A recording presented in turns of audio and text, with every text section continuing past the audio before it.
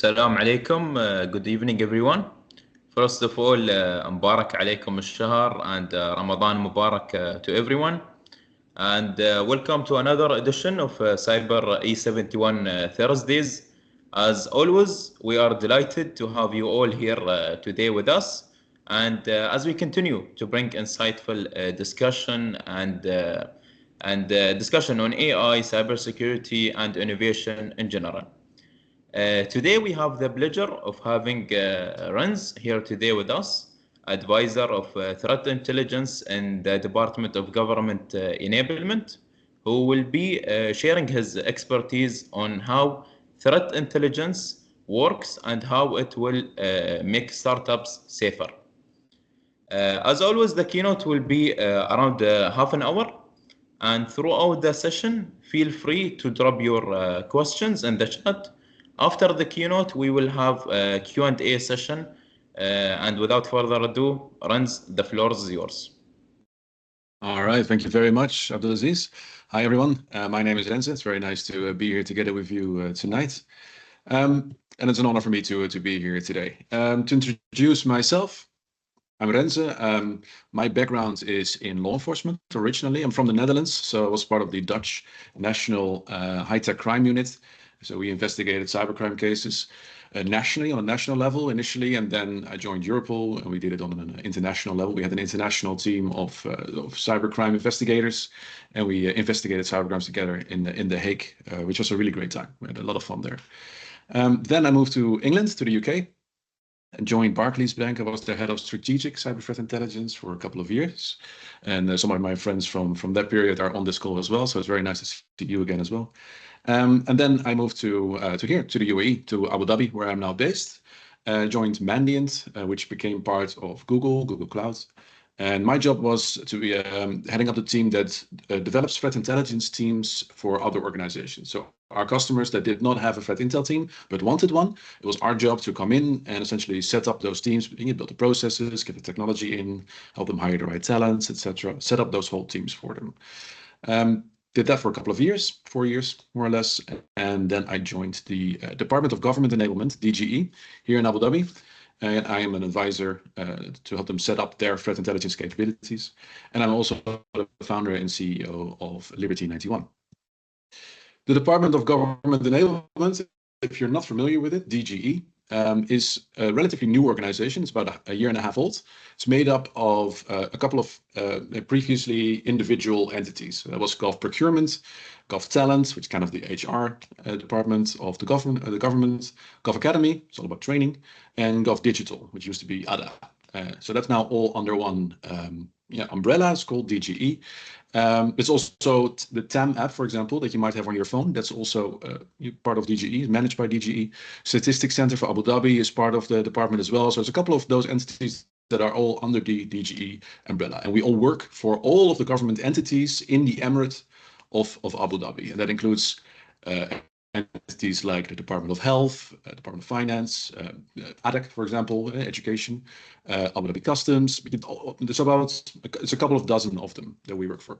I work for Gov Digital, and one of the key responsibilities that we have is providing cybersecurity services to all of those Abu Dhabi government entities.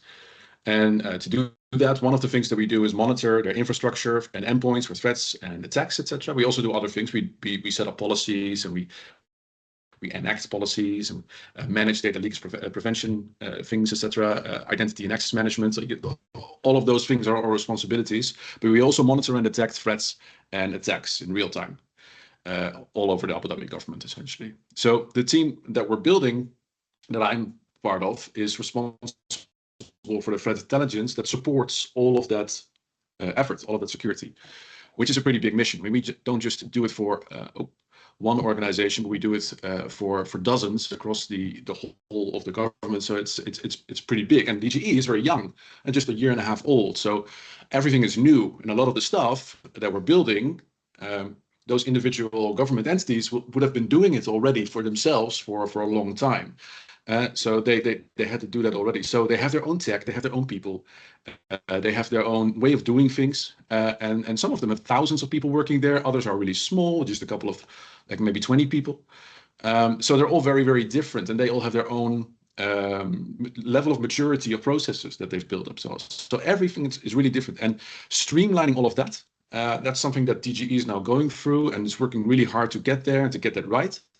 And for us to be doing the threat intelligence part of that, genuinely, it's a really cool job, and it's great to be part of that journey for me as well.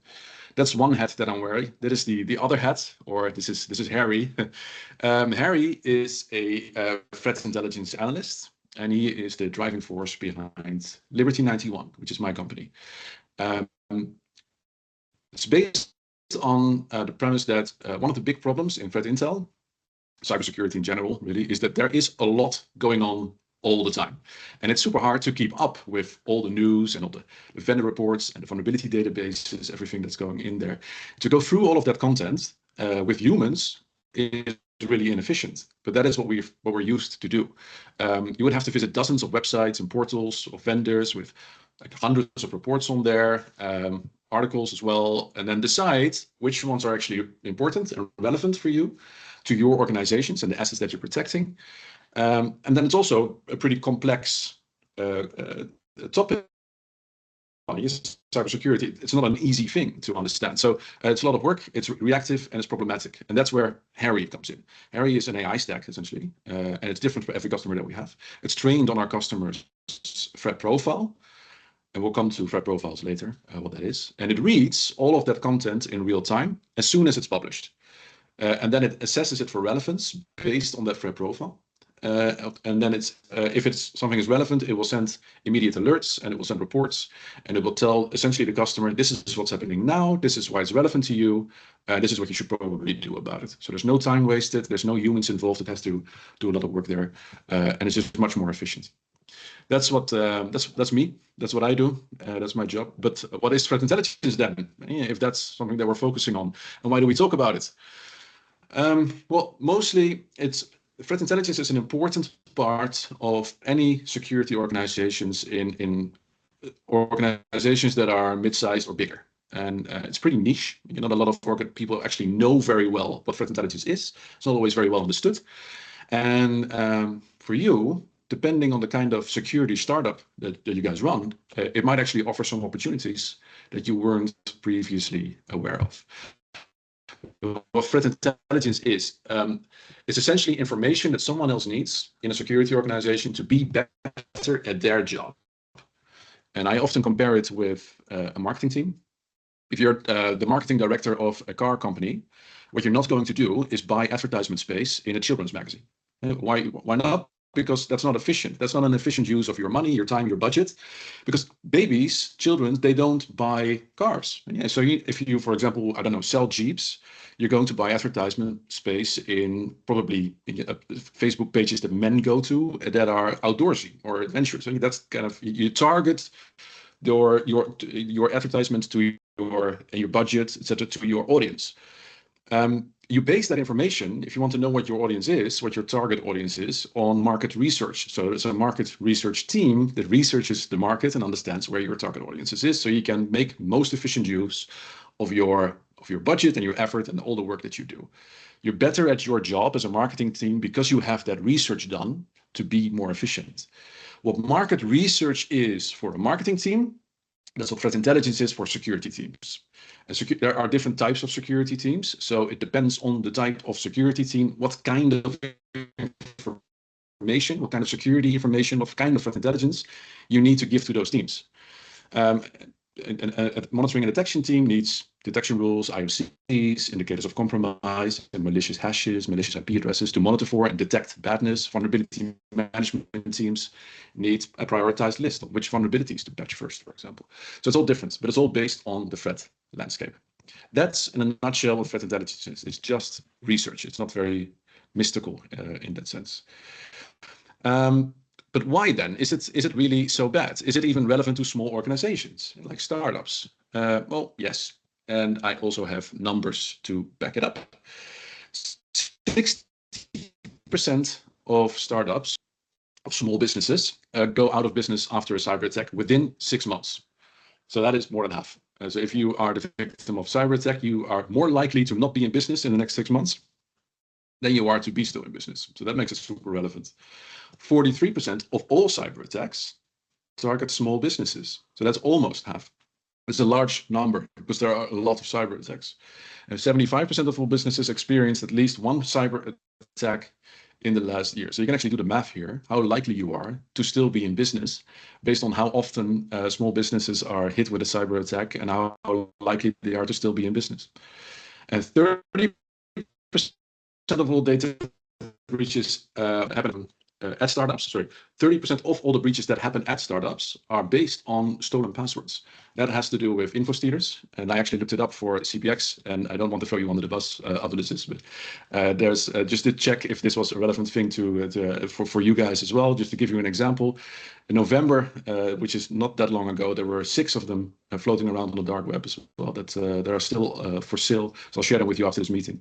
But even for cybersecurity companies and organizations, that is a real thing. It's, credentials, login passwords, login names, login passwords, most common that threat actors now use to access their victim organizations, and it is very common for at least one employee to at least get to lose their passwords on the internet or have stolen from them by some fake website or info stealer malware on their computer. It's not uncommon at all. Let's see. Okay, so how do we do this then? What do we focus on? How do we do threat intelligence? So the best way to explain it is to take a step back and explain how we set up threat intelligence teams. So if you're setting up a new threat intelligence team in any organization, how do you know where to begin? What are you going to build? How do you know what the organization that you are in, that you're part of, needs from a cyber threat intelligence standpoint? Well, there's one person you can ask typically, and that is the boss of the organization, or the boss of the cybersecurity organization, typically the CISO, the Chief Information Security Officer. He or she will be the person that's paying for the threat intelligence team to be there in the first place. So that person probably has some idea of what a good return on investment looks like. And so they're going to want to, they have an idea of what they want the threat intel team to produce. So that's a good place to start. So ask the question, what do you need? You can't focus on every threat to everything to everyone, because if there's too many. So if you're focusing on everything, that's essentially the same as focusing on nothing. So you need priorities. What do you want me? That's something that you'll be questioning. What do you want me to prioritize? And of course, the CISO says, I don't know. And you are the threat expert. You tell me what I should be worried about, and that's fair. That is what you're there to do. That is what your job is, to tell on a strategic level what the threat landscape looks like to that season. That's where threat profiles come in. We mentioned this at the beginning, but it's unique for every organization. It's a document where everyone starts, or you typically renew it every year. It's a piece of research where you look at what assets am I protecting, what controls do I have that I'm protecting those assets with, and who am I protecting it from or against. So that's that triangle, I guess. Those 3 components overlap. They combine into a kind of sort of a Venn diagram, and that makes every organization unique. An oil and gas company in Saudi Arabia, for example, will have a completely different threat profile to a financial institution in the UK, because different types of people, different types of groups will try and attack them for different reasons, and they use different techniques. Understanding that and understanding what you're protecting in the first place, the assets that you have, the attack surface that you have, that the bad guys see from you, allows you to be tailored to understand what you want to focus on, what the threats are that you want to research in the first place. That document then allows your CISO to say, okay, based on this piece of research that you've given me, I want you to prioritize threats A, B, and C on a tactical operational level. Not just the threat intel team, but the other security teams as well. Those are your priorities. Those are your intel requirements. That's what you're focusing on. The CISO should then also be able to tell you which stakeholders, which teams in the security organization are going to be the beneficiaries of the information, who are going to be your intel customers. And again, that's different for every team, because a monitoring and detection team needs different types of intelligence on a different level than a CISO himself would. The CISO needs more strategic level information, like a threat profile or a monthly report, while a monitoring and detection team is much more benefits from detection rules in a specific querying language that their tools use to be able to detect those threats. But typically, a good threat intelligence function if you have enough resources, has at least some of the following capabilities. I've got a list here. One is supporting monitoring and detection, IOCs, detection rules, etc. Supporting vulnerability management. The way we do it at DGE right now is we look at all of the vulnerabilities that we have in our attack surface. It's quite a bit. It's a lot of organizations, so there's a big attack surface. The attack surface is what the bad guy sees from the outside of your network. That's what is exposed to the public. So that's what they could possibly attack. So we can see that too. So we monitor our own attack surface. We know what's vulnerable there, and then we map all of those vulnerabilities. There's way too many, against what we know the threats that we care about are exploiting. So if we have a threat actor that we care about because we know he will attack us, exploits a specific vulnerability, that's the vulnerability that we will prioritize to patch. That's kind of how that works. So prioritizing vulnerability management, brand protection, that's more dark web monitoring for phishing domains. Then you have fake domains that look like your own domain that are being registered to make sure that you can take them down before they are used for phishing attacks. Or if your VIPs of your organization are being impersonated on LinkedIn, that also happens, that kind of thing, to detect it in time. Credentials being leaked on the dark web, that's all brand protection. Situational awareness, that's more around just being aware of what's going on around you in the threat landscape, to know what's going on a day-to-day basis. If there's a new hack with your neighbor's organization or in your supply chain, that's something that you immediately want to know. Situational awareness, being in the know of what's going on. Daily reports, monthly reports, that kind of thing. And how it applies to you and your organization. That's very important. Operational threat actor tracking. Again, that's kind of researching specific threat groups that you know and you care about because they are very much a threat to your organization. Understanding their infrastructure, how they operate, their tactics and techniques and procedures, and how an attack would look like. And being on top of that and tracking it proactively, ideally, comes within this bucket. This is the most interesting and most fun bit. And then strategic analysis support is more of on the strategic level, supporting the CISO with insights, what kind of controls to invest in, etc. And threat hunting is again, it's based on those prioritized threat actors that we care about, understanding how they work, and then trying to detect their activity based on hypotheses in your own network. That's usually analyst-driven and not something that you can easily automate. And it all depends on how many resources you have, but those are typically kind of the workflows within a threat intelligence team. And if you have enough people, that's something you can build out, but almost no one has enough people to do all of these things. But that's kind of what it does. One of the things a lot of people associate threat intelligence with, if you've heard it but don't really know what it is, they think it's an IOC feed, indicators of compromise from a vendor, which is just a list of malicious IP addresses and domains and hashes used by criminals in the past in previous attacks to conduct their operations. And for a lot of people, that's true. But of course, threat intel is a lot more, as we just discussed. But there are also more useful things to track. The pyramid on the screen is an illustration of that. We call that the pyramid of pain.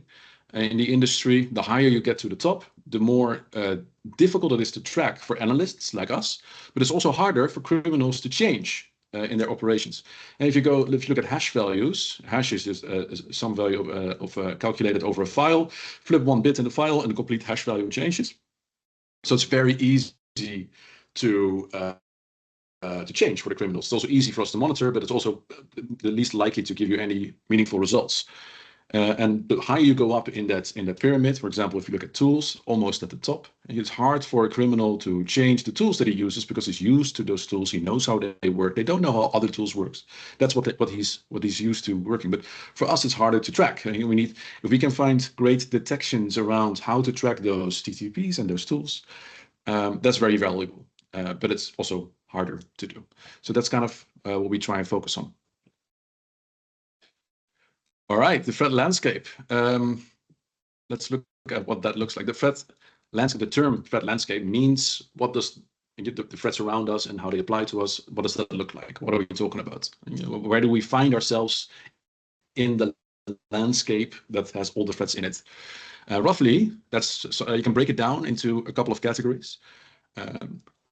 Nation state sponsored cyber threats, cybercrime, activism, and information operations. Those are the big 4 buckets of threats that people tend to focus on. If you talk about nation-state-sponsored cyber threats, we also call it cyber espionage, and it is distinct from cybercrime because cybercrime is financially motivated. That can be anyone who wants to make money with cyber. Cyber espionage, they are motivated by stealing information, and sometimes, but that's more rare, by cyber sabotage. And they tend to be considered to be more dangerous. But these groups have better funding than your average cyber criminal. They don't have to engage with other people on criminal marketplaces, so they're less visible to us. And they have a motivation to be stealthy and stay in your environment for as long as possible to steal as much information as possible, which makes them harder to detect as well. And they are referred to, people call them advanced persistent threats, or APTs. And not all of them are advanced, of course, but that is the term that people use to describe threat actors with cyber espionage motivation. And because they want different things from criminals, they operate differently, which makes tracking them and detecting them very different from cybercrime actors. There are a couple of key players, a couple of key countries in this space, but they all have different objectives and they do ways differently because of that. So there's different ways that they operate. But one thing that is common when you're talking about cyber of nation-state sponsored actors is that a cyber attack allows both the attacker and the target to pretend that nothing has happened. And that's important. That's also the reason why it happens all the time across the world. So just to explain how that works, if one country would drop a bomb on a factory in another country, then that second country, someone drops a bomb on the factory of yours, you know who it is. You're going to have to strike back. You can't just have someone drop bombs on your country. So you have to escalate, you have to retaliate, even if you, as the target, don't want to be dragged into a war, potentially, or in a conflict. With a cyber attack, you can do something similar, and you can completely break their entire infrastructure of that factory that you wanted to destroy. But you can always pretend that it wasn't you. There's almost never definitive proof that a certain person or a group or a company or a country is behind a specific attack. So you have plausible deniability. And for the target, that's also nice because they don't have to retaliate because there is no definitive proof. So often the public doesn't even know about attacks like these. And there's no loss of face, so they don't have to, and you don't have to get themselves dragged into a conflict, and no one has to start a conflict like that. So it's actually nice for both parties, how weird that may sound. And it's also used in what we call asymmetric warfare. So where two countries are in a conflict, or there's significant tension, for example, but one country has a much stronger military than the other country, that power difference is something that we call asymmetric. So what can you do if you're the weaker power? Well, one thing is something that you can do. You can have proxy groups across different countries to target your enemy without really taking the blame yourself, the technique. You can also engage in cyber sabotage, cyber warfare. You don't even have to have a significant military power to get an attack on enemy territory without risking an actual war, an actual armed conflict. That's why this happens a lot more than people realize all the time across the world, even between allies. So what I just described is essentially one read behind cyber espionage and cyber sabotage, or nation-state sponsored cyber attacks. And there are countries who use cyber attacks like that directly in support of their kinetic conflict and target critical infrastructure of their adversaries or their enemy countries. And we see that in certain recent conflicts across the world. Other countries use it to steal intellectual property and then share it with their own industrial base. So essentially equates to corporate espionage. There are other countries that are essentially so isolated that they don't trade with anyone else. They need an alternative source of money to fund the regime and run the country. They target crypto exchanges and central banks to steal money. And that's essentially nation-state sponsored cybercrime. And what you'll also see as well is that certain cybersecurity companies that are typically associated with cybercrime, we're aware of numerous cybersecurity companies that don't actually do cybersecurity but conduct cybercrime all the time. But they are also contracted by their governments to carry out cyber espionage campaigns. And those companies typically specialize in certain parts of an attack, of a cyber attack, and then collaborate with other companies in the same country to follow up on that attack, to do other stages of the kill chain, of the cyber attack kill chain. But those collaborations, they change from campaign to campaign. So from our perspective, we see an attack with completely mixed up technologies and tools. It's very hard for us to then say, hey, this is that group, because that whole attack chain looks very familiar to us. That's always group A. If group A, B, C, and D are working together all the time, but in mixed configurations, it becomes very blurry for us and very hard for us to detect who's doing what exactly. So that's something, one of the challenges that we face on a day-to-day basis. Cybercrime, financially motivated cyber attacks is a mixed bag, but the biggest thing out there is ransomware. Still, it has been for years. If you don't know what it is, it's essentially a piece that ends up on your computer. It then propagates across your network and then encrypts all of the data on all of the devices or in your cloud. So you can't access the data, you can't get to work anymore. That's a big problem because you can't do business, and that is very expensive. The bad guys then hold your data ransom, hence the name ransomware.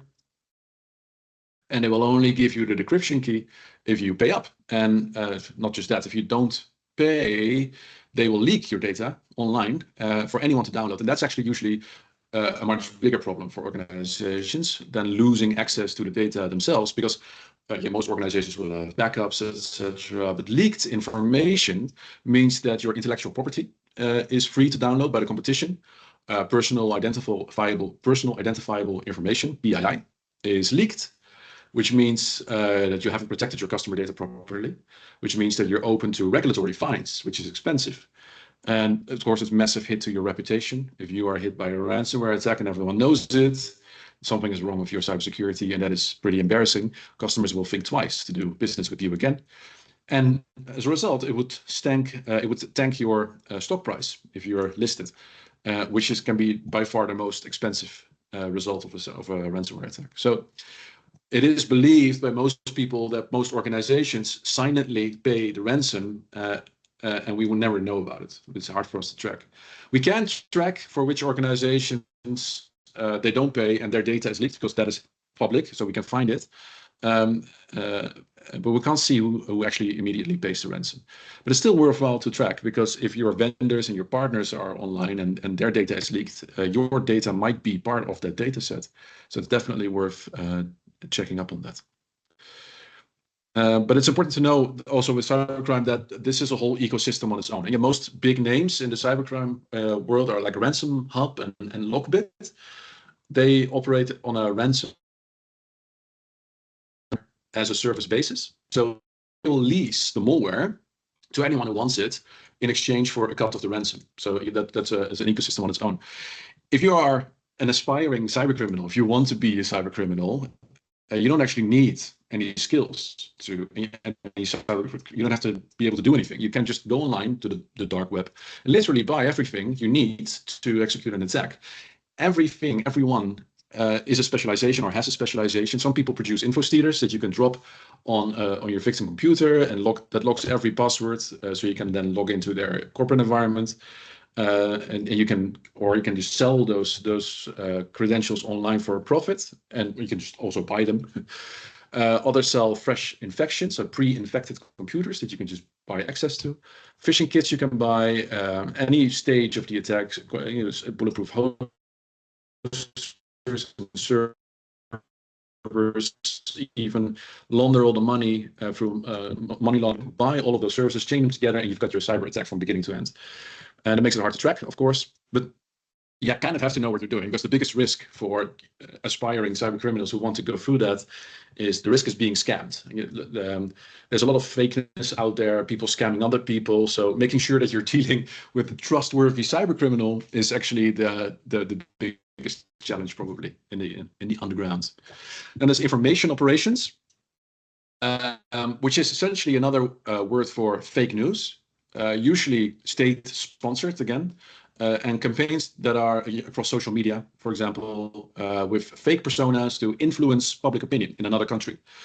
And that happens a lot, and it is a very diffuse topic because it's sometimes, where does fake news turn into propaganda? Where does propaganda just turn into marketing? That is, sometimes that's really clear, and and that can be very obvious, but sometimes those lines are really blurry, and it's really difficult to determine if something is actually malicious or just a bit of covert marketing, So, but it doesn't really matter for most organizations, because unless you're a government organization that's responsible for elections and voter fraud, etc., fake news doesn't actually impact anyone's cybersecurity. Fake news doesn't hack your firewall.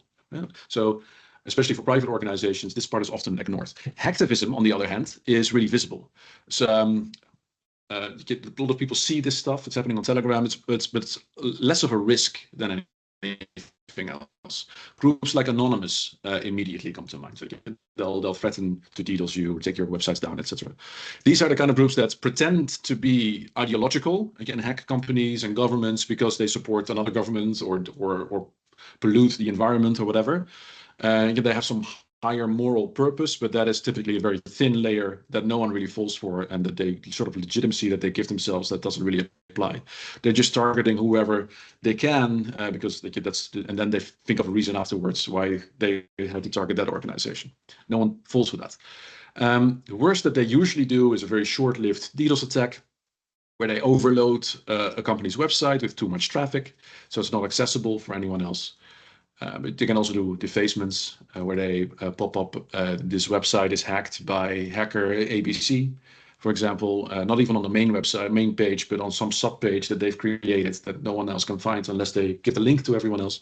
So it's really not very impactful. But what will happen is they leak a stolen database, for example, which is why we need to monitor for it. But even in those cases, very often it's a repackaged leak, something that has been leaked before, that they've downloaded from someone else, repackaged it, and then pretend that they've hacked it themselves or hacked someone again, but it's already public data that's already out there.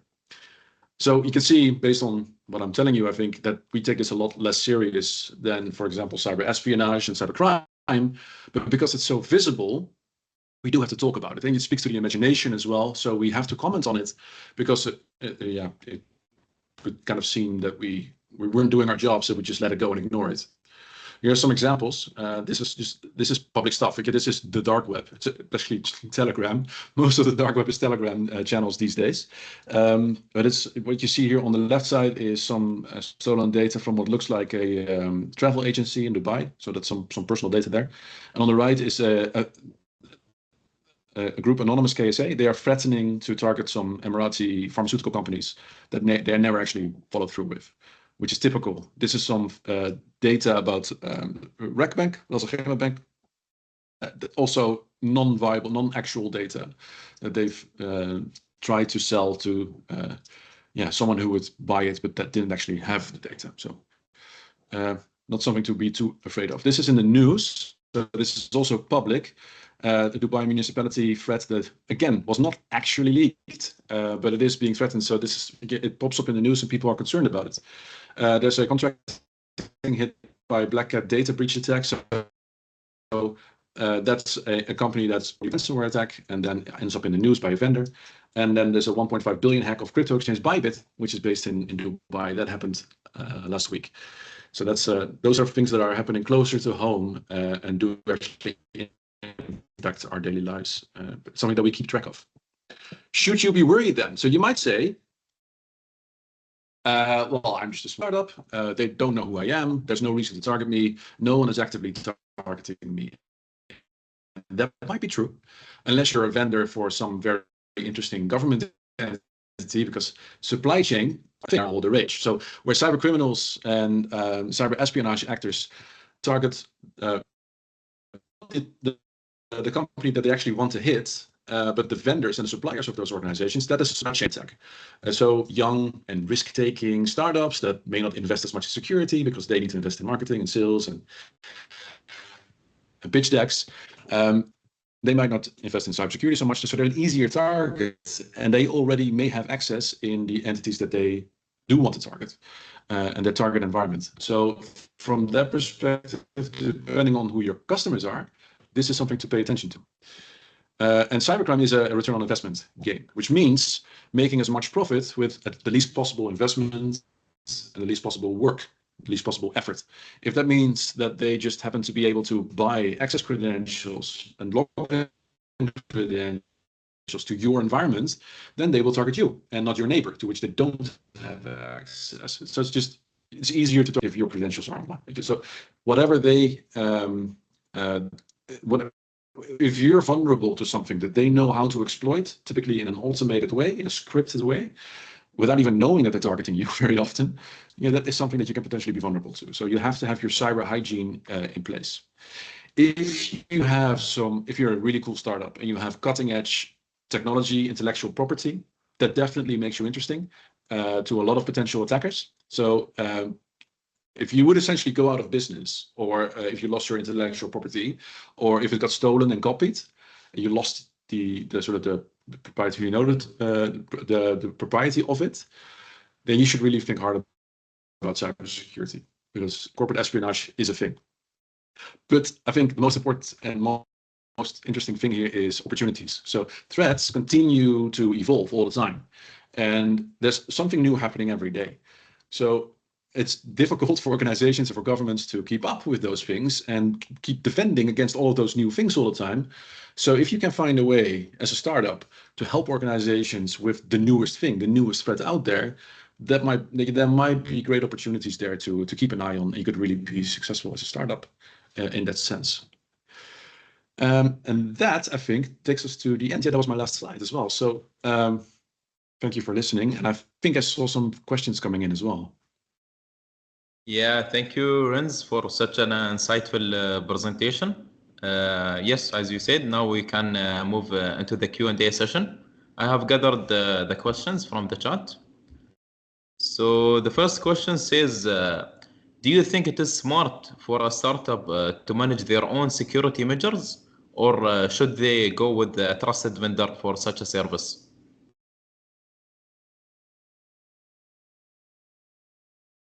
No, it depends on what you have, but I think no, it's not smart to do that because it's typically not cost effective either.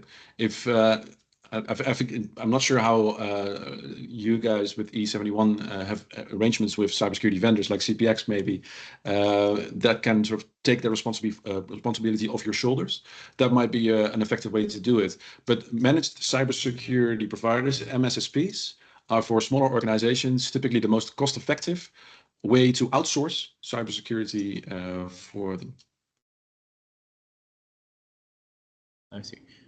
The second question says, how do you assess the reliability of threat intelligence gathered from dark web forums? And what indicators help to differentiate real threats from misinformation? Yeah, so there's a skill that we use, it's called the Admiralty skill, and it's developed by NATO. But we essentially assess the trustworthiness, to the extent that you can talk about trustworthiness among cyber criminals, the trustworthiness of the person that says something, so the person who leaks the data, for example, or talks about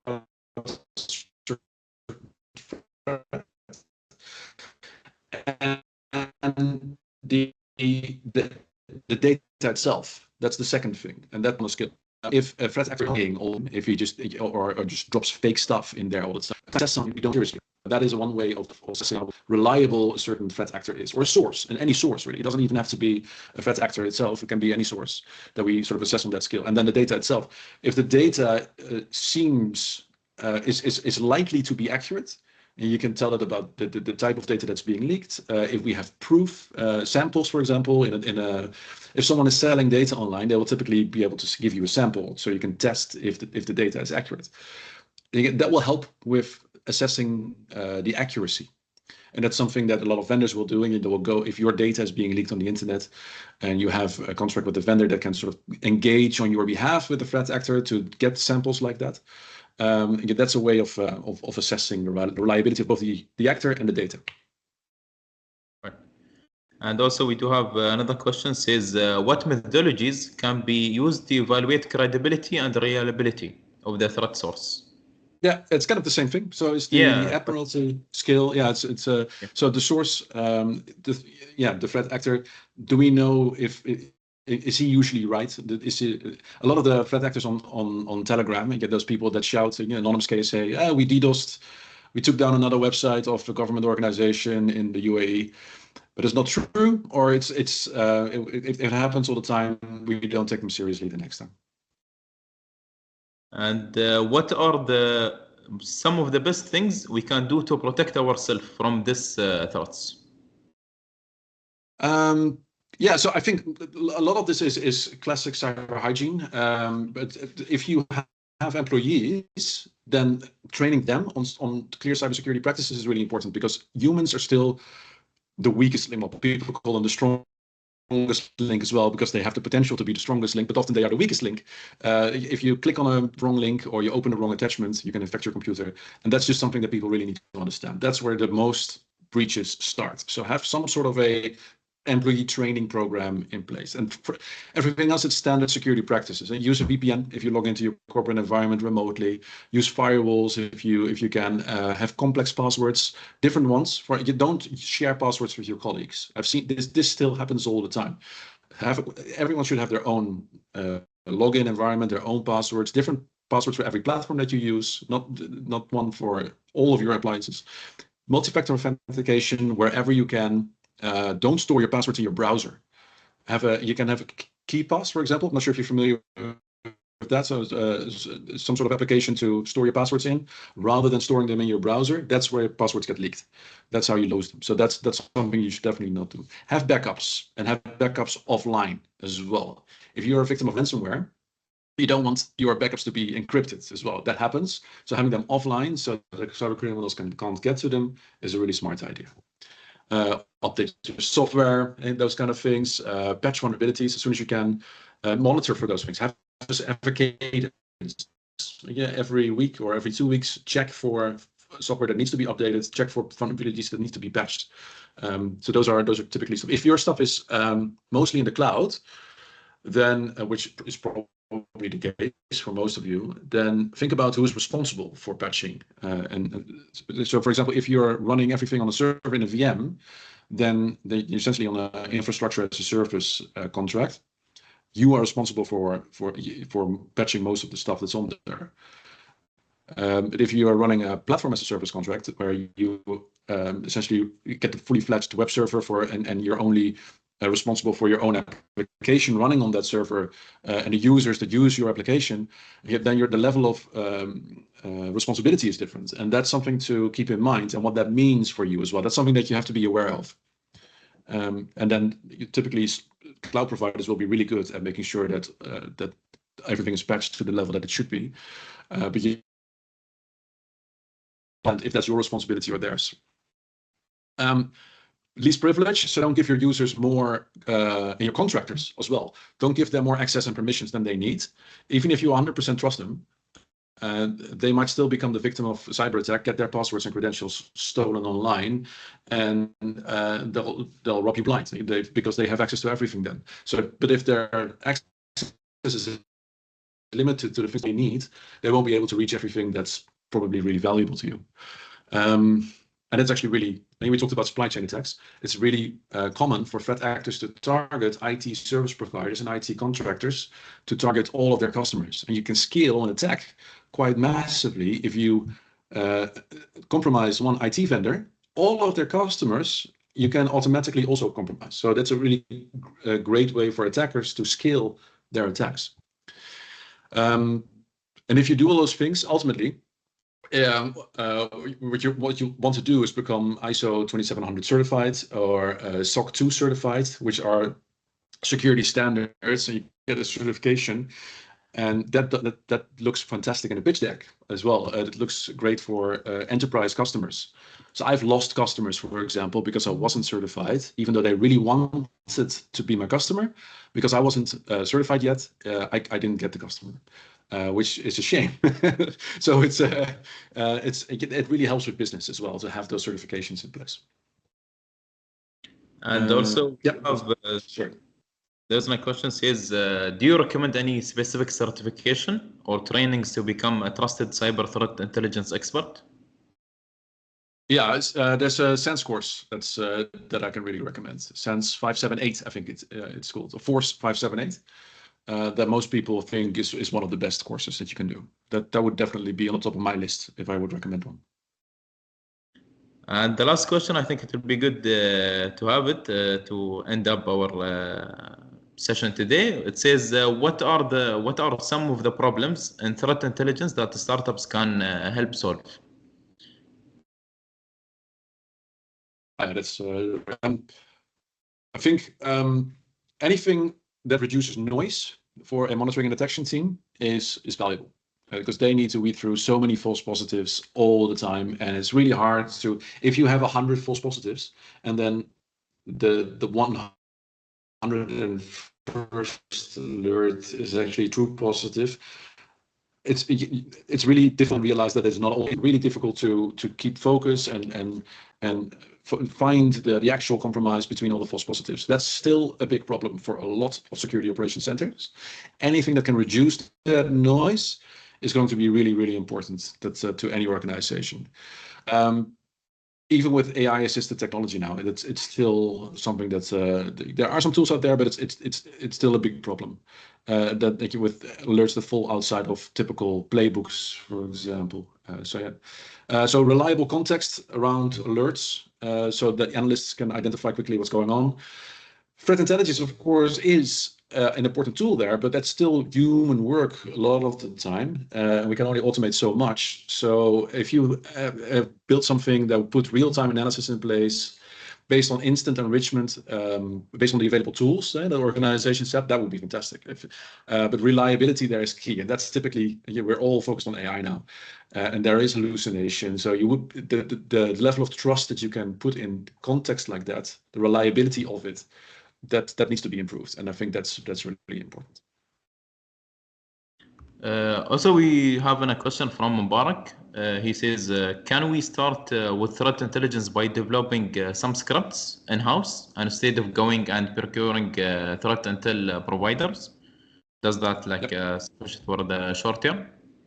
Yeah, absolutely. So yes, if you so we do a lot of scripting ourselves as well, just to tie all the tools that we have together and all the data sources that we have together as well, to do prioritization of the data and the data analysis.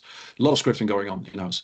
There are free tools, open source tools out there. MISP is a very well-known one, which requires some technical know-how and how to do some scripting and how to run a server and set things up. Not everyone has that knowledge, but that is a great starting point. You set that up, start collecting data from internal sources as well, and start just overlaying it, see what you can find. That's one very famous platform. And then there are other data feeds, like Alien Vault is a very good example. A lot of people are aware of that, has a lot of data that you can start pulling in. So yeah, there are absolute ways to do this essentially free of charge as a one-man team. All right, and lastly, we have a question says, our startup CAE is working within the CTI using AI stack. How we can engage with the DHE for a point of contact? Yeah, that would be me. You talk to me about that. I'm absolutely curious as to. Obviously, I don't know what you guys do, not in there, but I'm curious to hear more. Yep. All right, then I guess since no more questions, that wraps up today's edition of CyberE71. A huge thank you to you, Renze, for your time and valuable insights and to all of you for joining and engaging in this discussion. Thank you, Renze, one more time. Thank you very much for having me. It was a pleasure and an honor for me to be here today.